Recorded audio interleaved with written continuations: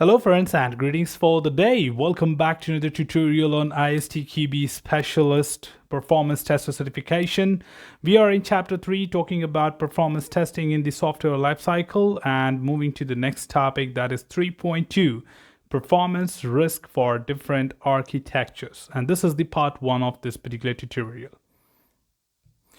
As a part to get started with this particular tutorial, the number one thing is to understand that what role does the architecture play as a part of the performance. Of course, the architecture has a great contribution to the overall performance of an application, because architecture does understand that how exactly a user will be floating from one particular segment to another segment, and what kind of control flows, what kind of API call will be involved, and how these modules will be interconnected to each other.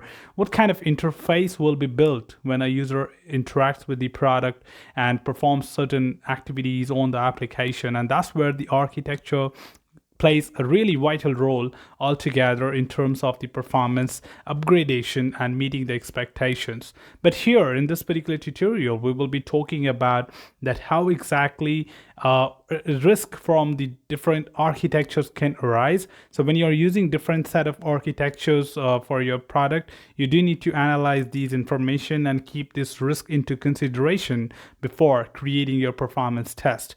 Now, of course, that can be a part of your planning based on the different architectures being used, and plan your test accordingly while considering all the risk factors and the risk items being identified, and then try to mitigate them through your performance test.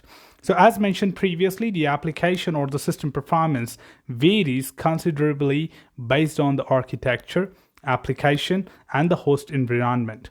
While it is not possible to provide a complete list of performance risk here for all the systems, the list below will include some of the typical types of risk associated with certain common particular architectures. And that's what we are trying to cover as a part of this tutorial and the upcoming next tutorial as well, to understand that what type of typical risk can be identified under different architectures.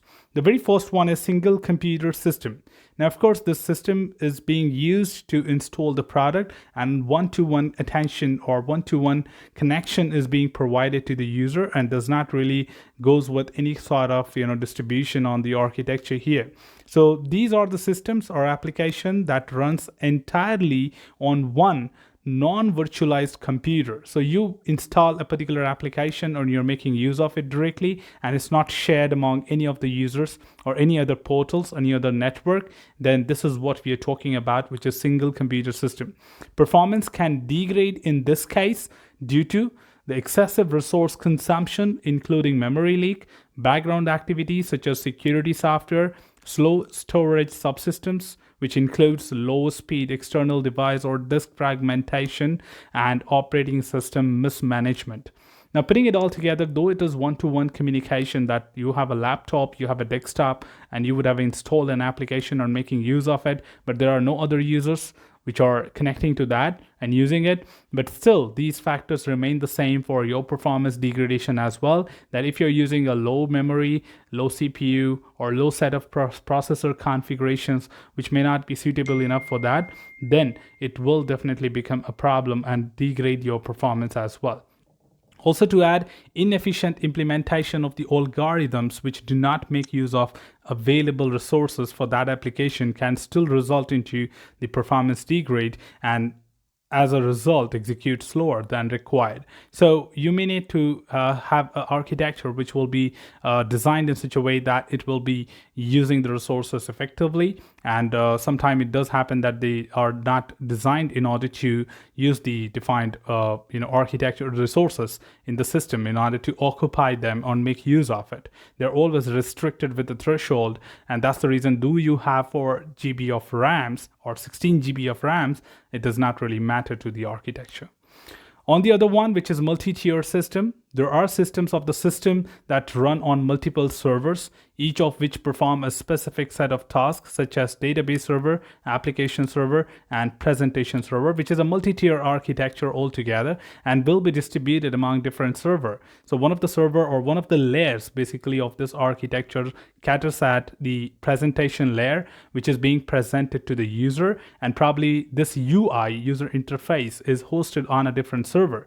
Then comes in between that is the application layer, where the application validation and other things takes place, which is like the middleware and takes care of all your the web services part and the API parts. And on the other hand, the third layer is the database layer, which provides the necessary data returned to all the queries which generally the user performs on the screen. That is presentation layer.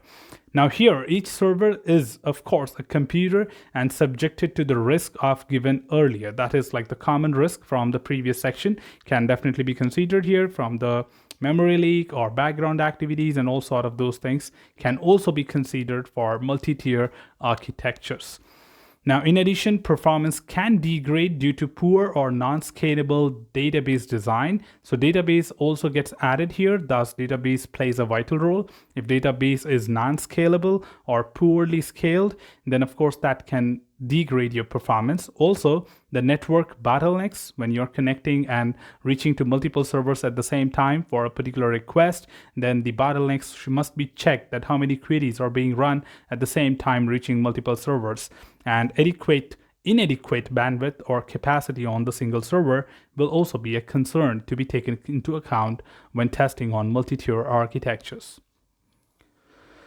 Further to add, of course, we do have another category called as distributed systems or distributed architectures. Now, there are systems of systems again, similar to multi-tier architecture, but the various servers may change dynamically. That means it depends on the geographical distribution, that which location you are accessing from, and you might be returned a response from the nearest server available. But when you change the URL to another country, then the different server will be responding to you. So that's where we talk about the server being changed dynamically, such as an e-commerce system that accesses different inventory databases depending on the geographic location of the person placing the order. Now, that's very straightforward to understand. If you talk about Amazon, Amazon is country specific, and your products listed on that portal are specific to the geographic location you are accessing from. But sometimes you do want to buy a product which is available on Amazon but not in your country, and you try to go to the other country website and see that they clearly highlight to you that this is not available in your country and being shipped from Amazon.com and may take a little while to get delivered. So are you okay with that? Then go for it. So that's where the database gets dynamically changed if you change the URL of it. And of course, there's the distribution, but depending on the distribution, you will have different servers.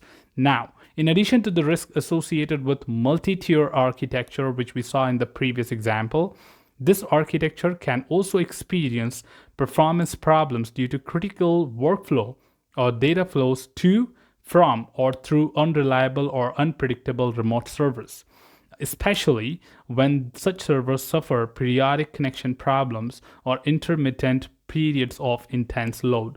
Now, of course, it might be possible that you're trying to access a UK-based server sitting in India, and India, you're trying to connect to that. Of course, it has to go through different connections to reach out to that particular server and return you the search criteria, what you're looking for. In that case, definitely the servers can suffer periodic connection problems. Maybe you have an internet connection, but the server is unable to connect to the UK server at that point of time, and that can be due to several people accessing the same at the same time.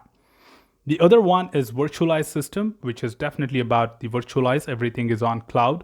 So there are systems where the physical hardware hosts multiple virtual computers. These virtual machines may host single computer system and applications as well as servers that are part of a multi-tier or distributed architecture.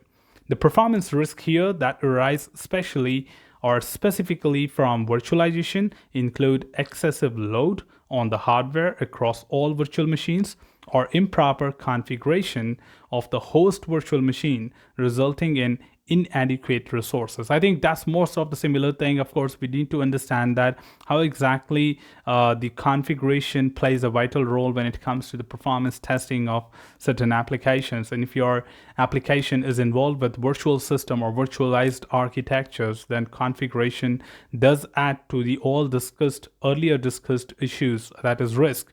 And then we top up with some more things from the configuration point of view. So that's all from the part one, but of course you need to keep an eye on these risks when you plan for such architectures or your application depends on such architectures. What are the list of risks which should be considered and planned for to be mitigated as a part of the testing process? Well, that's all from this particular tutorial, team. Should you have anything else, feel free to comment below. We'll be getting back to you with the part 2 of this. Till keep learning, keep exploring, keep understanding the context. Thanks for watching the video, team, and happy learning.